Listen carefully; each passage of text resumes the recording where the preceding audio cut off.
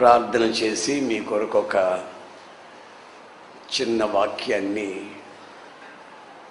వినిపిద్దామని మీ మధ్యకు వచ్చాను.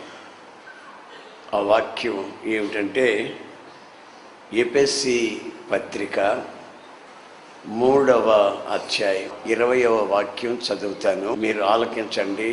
మనము అడుగు వాటి కంటేను ఊహించు వాటి కంటేను అత్యధికముగా చేయు శక్తిగల దేవునికి యేసుక్రీస్తు మూలముగా సంఘములో తరతరములు సదాకాలము మహిమ కలుగును గాక. ఆమేన్. ఈ చోట దైవజనుడైన పౌలు గారు వ్రాస్తున్న ప్రాముఖ్యమైన మాట ఏమిటంటే, మనం అడుగు వాటి కంటే మనకు కావాలని ఊహించిన వాటి కంటే అత్యధికముగా చేయుటకు శక్తిగల దేవుడు మన దేవుడు అని ఈ వాక్య భాగంలో వ్రాయబడి ఉంది. బైబిల్లో మనం గమనిస్తూ వెళితే దైవజనుడైనటువంటి అబ్రహాం తనకు పిల్లలు లేనప్పుడు కావాలని కోరుకున్నాడు. ఈ ఆస్తికి వారసుడు ఎవడు, నా ఇంట్లో పనిచేసేవాడే కదా అన్నట్టు బాధపడిపోయాడు. కానీ దేవుడిచ్చిన వాగ్దానాన్ని బట్టి విశ్వసించి ఒక్క వారసుడిని ఇవ్వమని కోరుకున్నాడు, ప్రార్థించాడు. అలా ప్రార్థించిన తరువాత దేవుడు ఆకాశాన్ని చూసి నక్షత్రాలు లెక్కబెట్టమన్నాడు. నా వల్ల కాదు బాబు, నేను లెక్కబెట్టలేనంటే నీ సంతతి కూడా అంతమంది ఉంటారు. ప్రియమైన సహోదరులారా, ఒక్క బాబుని అడిగాడు, కానీ ఆయన ఆకాశ నక్షత్రాల వలె ఒక గొప్ప సంతతికి మూల పురుషుడిగా మార్చబడ్డాడు. అది దేవుని ద్వారా కలిగిన ఆశీర్వాదం. మనం కొన్నిసార్లు మన విశ్వాస పరిమాణాన్ని బట్టి కొంచెం అడుగుతాం, ఆయన కొంచెం ఇవ్వడు, సమృద్ధిగా ఇచ్చే దేవుడు. నా జీవితంలో నేను చెప్పుకోవాలంటే ఒకటి కాదు కదా, వేవేల సంగతులు నేను చెప్పగలను. గత 42 సంవత్సరాలు దేవునితో నాకున్న సంబంధం అలాంటిది. ఒక పాత వ్యాన్ ఒకటి ఇవ్వమని ప్రభువుని అడిగితే కొత్తదే ఇచ్చాడు. 1000 మంది పట్టే ప్రార్థనా మందిరం కావాలయ్యా అని నేను అడిగితే 25,000 మంది కూర్చొని ఒకే చోట ఆరాధన చేసే ఇదిగో ఈ ప్రార్థనా మందిరాన్ని ప్రభు ఇచ్చాడు.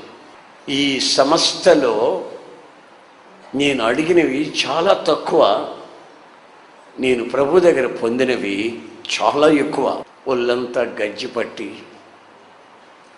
భార్య దూషిస్తూ ఉంటే ఒంటి మీద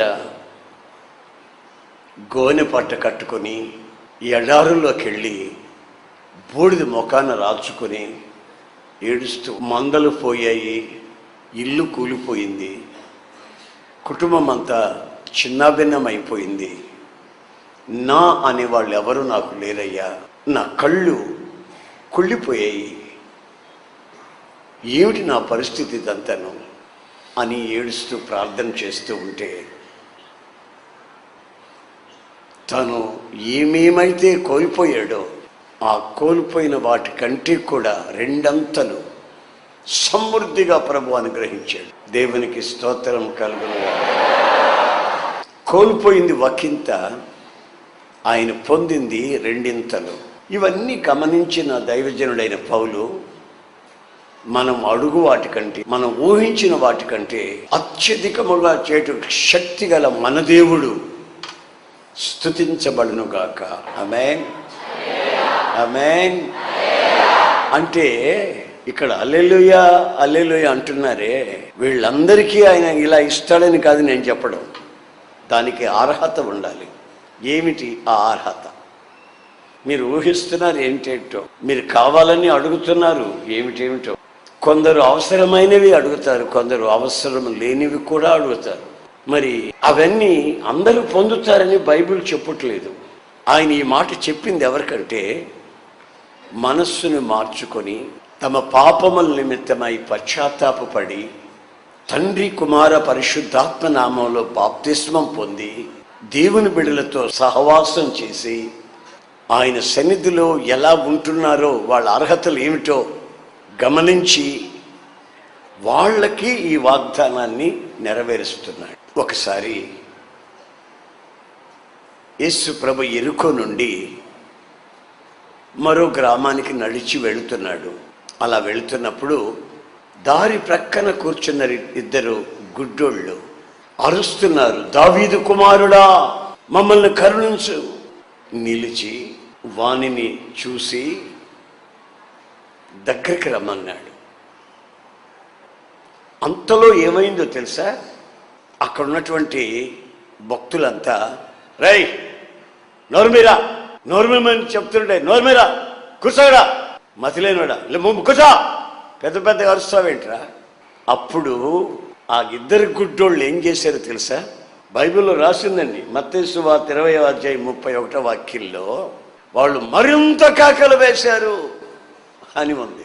ఆ మెస్సయ్య వెళ్ళేటప్పుడు మేము మౌనముగా ఉండం, ఆయన పిలుస్తాం, కేకలు వేస్తాం, మీరెవర్రా మమ్మల్ని నోరుమనే దానికి అన్నట్టుగా అత్యధికముగా కేకలు వేసి అరుస్తున్నారు. అప్పుడు యేసు ప్రభు నిలిచి అతన్ని చూసి వాళ్ళిద్దరిని ముట్టి వాళ్ళకి కళ్ళు తెరిపించాడు. ఆమేన్, ప్రైజ్ ది లార్డ్, హల్లెలూయా. వాళ్ళకి కళ్ళు బాగైపోయాయి. బాగైన తరువాత ఇదిగో కనబడుతున్నాయా ఎన్నేళ్ళు అని వాళ్ళని అడగల, ఎన్నేళ్ళు అని అడగల, ఇప్పుడు ఎన్నేళ్ళు అని వాళ్ళని అడగల. కారణం ఏంటంటే వాళ్ళు కాస్త చూపు వస్తే అడుక్కు తినేదానికైనా పనికొస్తా అన్నట్టుగా వాళ్ళు అరిస్తే వాళ్ళకి పరిపూర్ణమైన చూపు దయచేశాడు. దేవునికి స్తోత్రం, హల్లెలూయా. ఆయన ముట్టడమేమిటి, సగం చూపు రావటం ఏంటి, ఆయన ముట్టడమేమిటి, కళ్ళు వచ్చేయా లేవా అని అడగడం ఏమిటి, పరిపూర్ణమైనటువంటి చూపు. ఎందుకు వచ్చిందయ్యా వాళ్ళిద్దరికి అంత తేటగా చూపు అంటే? వాళ్ళు అరిసిన అరుపులు అంటే ప్రార్థన అని అర్థం. ఆమేన్. విజయవాడలో ఒక రోజున ఒక హాల్, పెద్ద హాల్ తీసుకొని ఆ రోజున ఇలాగే ప్రార్థన పెట్టారు. వచ్చారు, ఒక 1000 మంది వచ్చి ఉంటారు. అందరూ నోళ్ళు తెరిచి పరవశం చెందుతూ నేను చెప్తున్న ప్రతి విషయానికి ప్రార్థనలు చేస్తున్నారు. అంతలో ఒక అతను వచ్చాడు. ఆయన థియాలజీ చదివాడు, ఫిలాసఫీ చదివాడు, కాస్త పలుకుబడి ఉన్న వ్యక్తే. వచ్చి ఎవరికి ప్రార్థన జరిపించేది అన్నాడు. అయ్యా నేనేనయ్యా అంటే అన్నాడు. నా పేరు యేసనండి, నేనేనండి. మన దేవుడికి చెవుడా అని అడిగాడు. చెవుడు లేదండి, ప్రార్థన ఆలకిస్తాడు. మరి చెవుడు లేకపోతే ఇట్లా అరిపిస్తున్నామేంటి వాళ్ళని? గొంతు కోసిన మేకల్లాగా అరుస్తున్నారు వీళ్ళంతాను, ఇది కూడా ఒక ప్రార్థన అన్నాడు. నాకు చాలా దుఃఖం అనిపించింది. హెబ్రీ పత్రికలో నేను చదివినప్పుడు అక్కడ ఏముందో తెలుసా?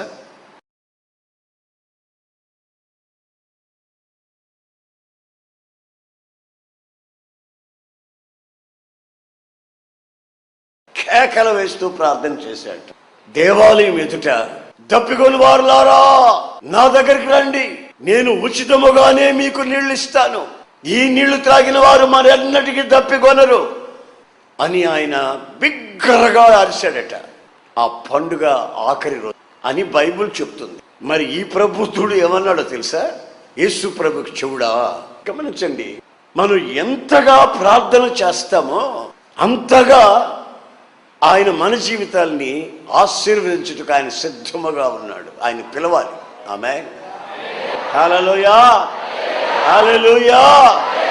మనం ప్రార్థన చేస్తే మన కులస్తులు ఏమనుకుంటారో, మనం ప్రార్థన చేస్తే మనతో వచ్చిన వాళ్ళు పెద్ద భక్తురాలు అని అనుకొని పరిహాసం చేస్తారేమో, మనం ప్రార్థన చేస్తే పరిస్థితులు ఎలా ఉంటాయో, క్రిస్టియన్స్ అనుకొని మన పిల్లలకి పెళ్ళిళ్ళు కావేమో అని అనేక మంది అనేక రకాలుగా ప్రార్థన చేసేటప్పుడు మౌనముగా వాళ్ళు కొనుక్కుంటున్నారో ప్రార్థన చేస్తున్నారో తెలియనట్టుగా రహస్యంగా క్రీస్తుని ఒప్పుకోకుండా, క్రీస్తుని మన ప్రార్థన ఏం చేయాలంటే నిలబెట్టాలి. ఆయన దృష్టి మన మీదగా మరలాలి. మనం అడిగింది చూపు, ఆయన ఇచ్చేది తేటగా చూసే చూపు. దేవునికి స్తోత్రం, హల్లెలూయా. ఇంకొక వాక్యాన్ని మీకు నేను చూపిస్తాను. ఆ వాక్యం ఏమంటుందంటే, ప్రార్థనలో నీవు కన్నీళ్లు విడిచే ఆ పరిస్థితిని నీకు చూపుతుంది.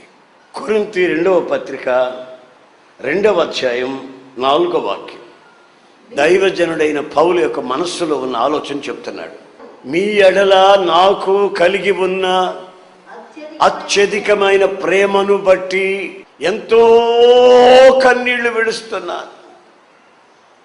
దైవజనుడు చెప్తాడు సంఘానికి, మీ నిమిత్తమై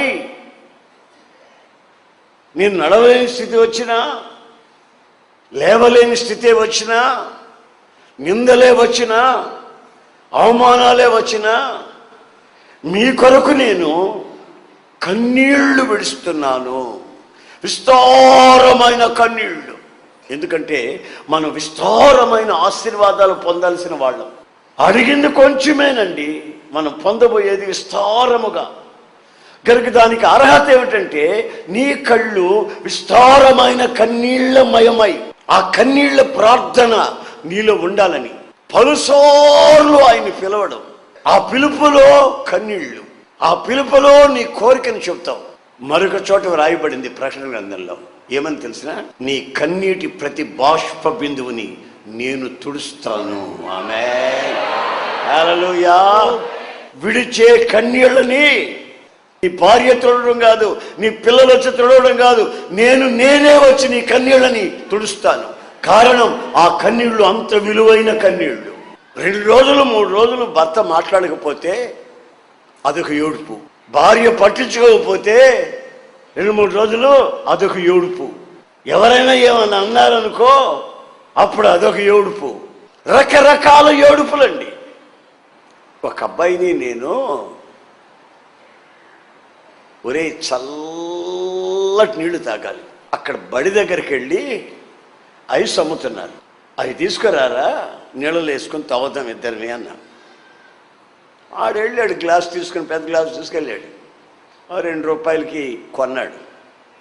అప్పుడు 10 పైసలు ఐసు కొన్నాడు. వాడు ఎంతకీ రాకపోతే నేను మేడ మీద నుంచి కిందకు చూశా. ఏంట్రా వాడు రాలేదే, చాలాసేపు అయింది వెళ్ళని.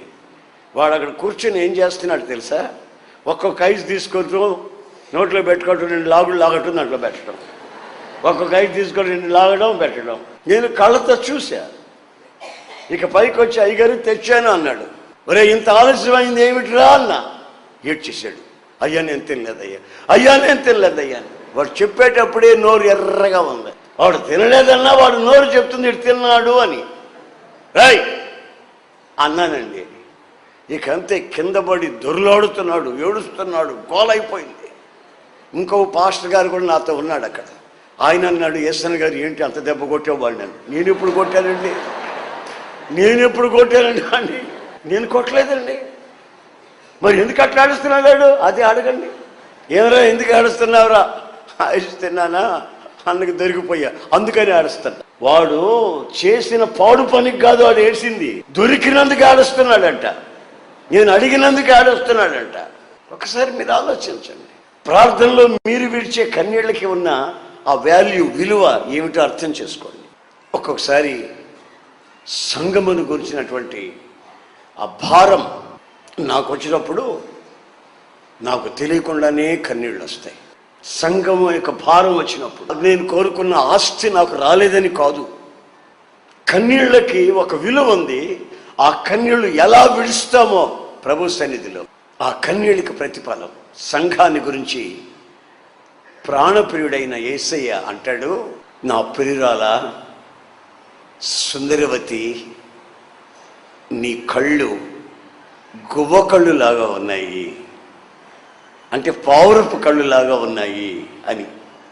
పావురపు కళ్ళను మీరు చూడండి, గువ్వ కళ్ళను మీరు చూడండి, ఎప్పుడు కంటి నిండా నీళ్లు ఉంటాయి. మీ కళ్ళు విస్తారమైన కన్నీళ్ల చేత నిండిన కళ్ళుగా ఉండాలి. ఈ మధ్య ఒక అబ్బాయి నా దగ్గరకు వచ్చాడు, యేసన్న గారు నాకు పిల్లలు లేరు, ప్రార్థన చేయన్నాడు. నేను చేస్తా ఉంటే అనవు కావల పిల్లలు పుడితే ప్రార్థన చేయి అన్నాడు. ప్రార్థన అయిన తర్వాత అడిగా, ఏమిటో నువ్వు మధ్యలో కావల పిల్లలు అంటున్నావు అని.